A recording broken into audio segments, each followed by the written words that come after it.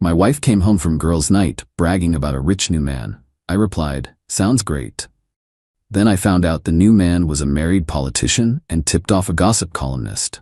She was left frantically panicking after her photo appeared in a tabloid. I, 34 male, am a freelance web developer. I work from home.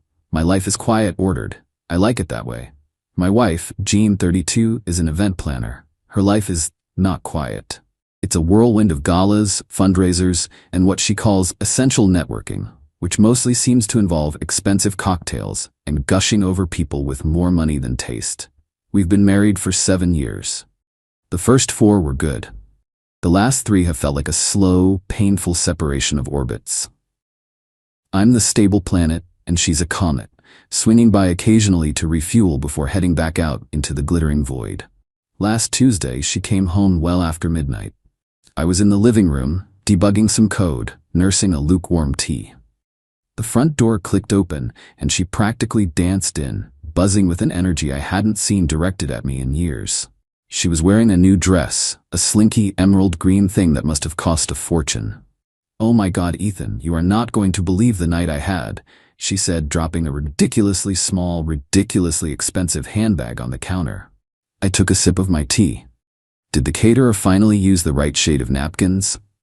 She waved a dismissive hand, a gesture I'd come to know well. It meant my world was too small for her news. "Please, I met someone. Not just someone, the someone." My fingers paused on my keyboard. "Okay. He's incredible, charming, powerful. He's in finance or something important like that. We were at this private reception after the main event, and he just walked right up to me. We talked for hours. He didn't even look at anyone else." I looked at her, really looked at her. Her eyes were sparkling. Her cheeks were flushed. It wasn't just the 2 glasses of overpriced Chardonnay she'd probably had. This was different. This was triumphant. "He told me I was wasted," she continued, her voice breathy. "That my talent, my vision, it's meant for a bigger stage. He thinks I could be managing international events. He wants to introduce me to people." A cold, heavy stone settled in my gut. I'd been a supportive husband. I built her first website for free, helped her with her business plan, and talked her down from countless late-night panics. All of that was apparently just keeping her on a small stage. I leaned back in my chair, forcing a neutral expression. "Sounds great, Jean," she beamed, completely missing the dead flat tone of my voice. "It is. It's more than great. It's a possibility, a real one." She then launched into a detailed description of his suit, custom tailored, she was sure. The way he held his glass, the deep timbre of his voice. She never mentioned his name. I never asked. I just nodded along, making non-committal sounds. "Wow, that's amazing. Good for you." Inside, something in me didn't break. It just clicked off. Like a circuit breaker tripping. The low hum of anxiety and resentment I'd been living with for years went silent, and in its place, there was a profound and unsettling calm. The next morning, while cleaning up, I found a receipt she'd left on the kitchen island. It was from a very chic, very expensive hotel bar a few blocks from the gala she'd attended. The tab was for 2 people and paid for by a card under the name Arthur Finch. I'm a web developer. Information is my trade. It took me less than 10 seconds of searching to find him. Arthur Finch was not in finance. He was a politician. A rising star in the Conservative Party, to be exact. A man whose entire public platform was built on family values and the sanctity of marriage. The search results were full of glossy photos of him and his wife, Alice, a woman from old money, looking wholesome and devoted at various charity functions. They had 2 young children. I stared at the screen for a long time. At his smiling, handsome face. At his beautiful, unsuspecting wife. At the articles praising his moral clarity. My wife wasn't just having an affair. She was having an affair with a hypocrite of the highest order. A man who staked his career on a lie she was now eagerly participating in. And she'd come home and bragged about it to my face, framing it as a career opportunity. The sheer, unadulterated entitlement of it all was breathtaking. I didn't yell. I didn't throw things. I opened a new browser tab. I knew a guy from college who worked for a popular, if somewhat sleazy, online gossip publication. We weren't friends, but we were connected on a professional networking site. I found the site's anonymous tip line. I wrote a short, simple, and entirely truthful message. Subject: Arthur Finch, Sighting. Body. Saw rising political star Arthur Finch getting very cozy with a woman who was not his wife on the evening of June 10th at the Gilded Glass Hotel bar. They were there from approximately 10 p.m. to 1 a.m. Her name is Jean. She's an event planner. Here is a link to her public professional Instagram page. I attached the link. Her page was full of pictures from the events she planned, including several from that night. She wasn't hard to identify. Then I hit send. I closed the laptop. The house was silent again. I made a fresh cup of tea. I don't know what will happen. Maybe nothing. These people have teams to quash this kind of thing. But I've learned from Jean that you have to create your own possibilities. You have to network. So I did. I sent a message to the right person.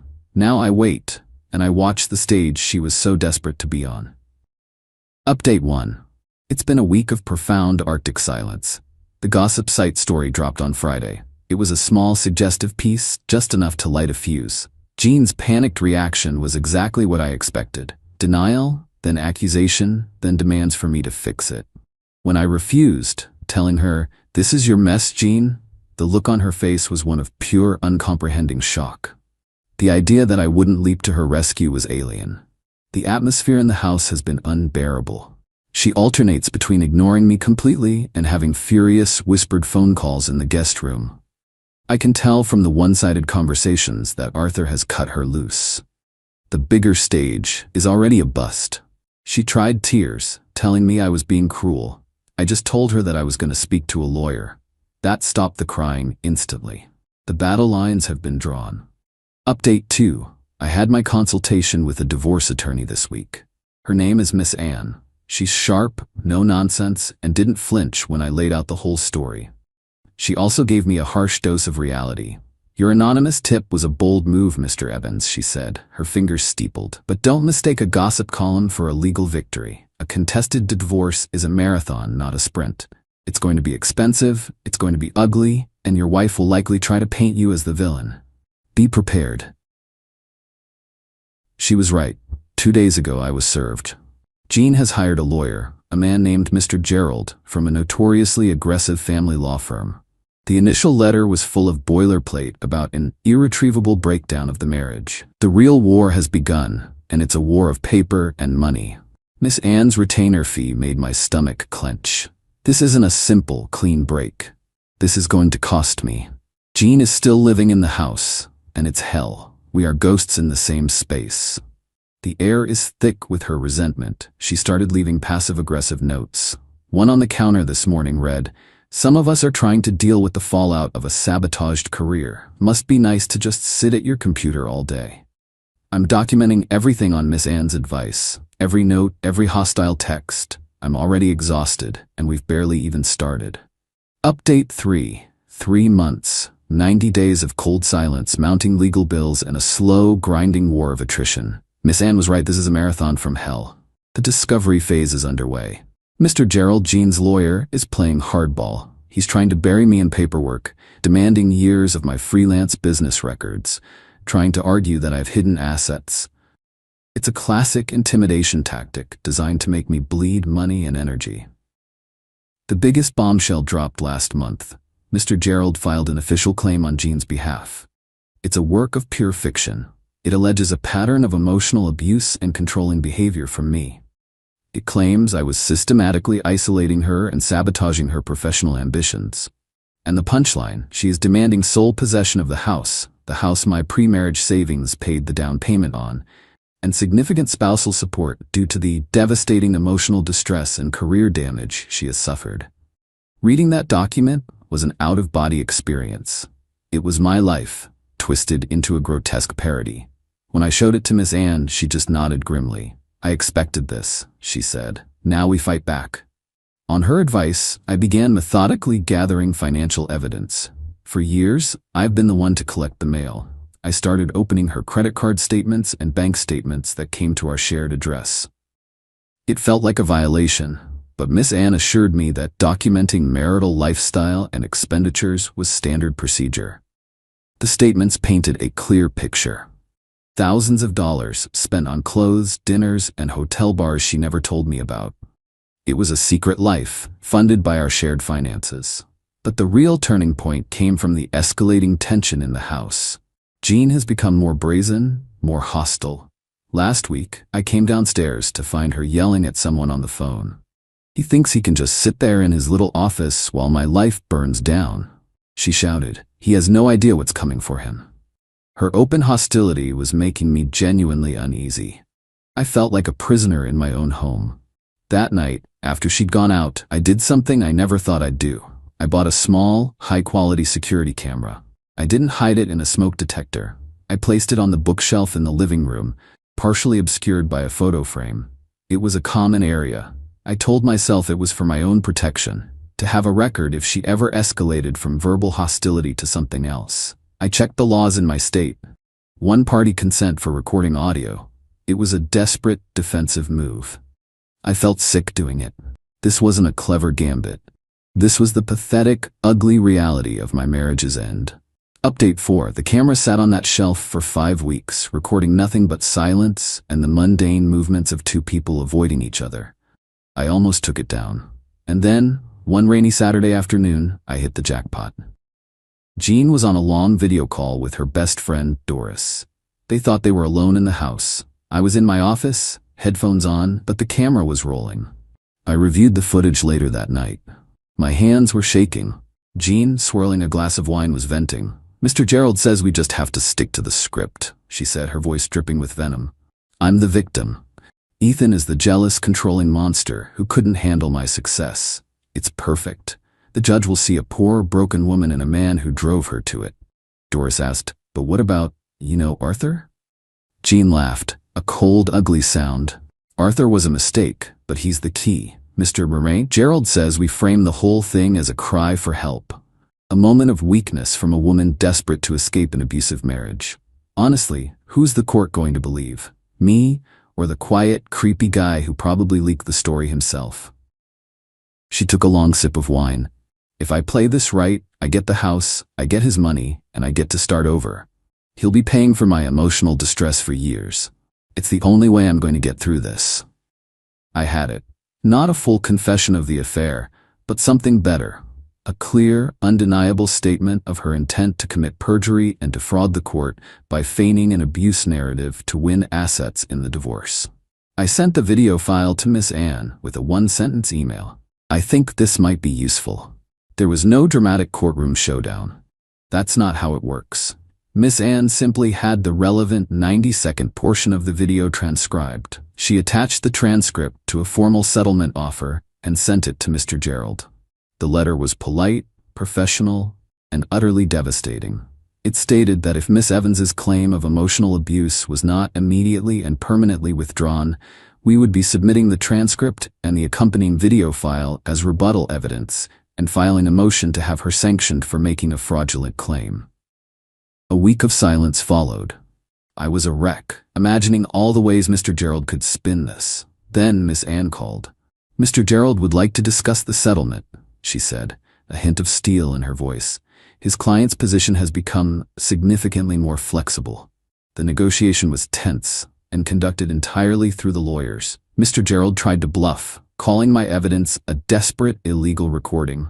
Miss Anne coolly replied that it was legally obtained in a common area for security purposes and would be admissible to rebut his client's specific defamatory and now provably false allegations.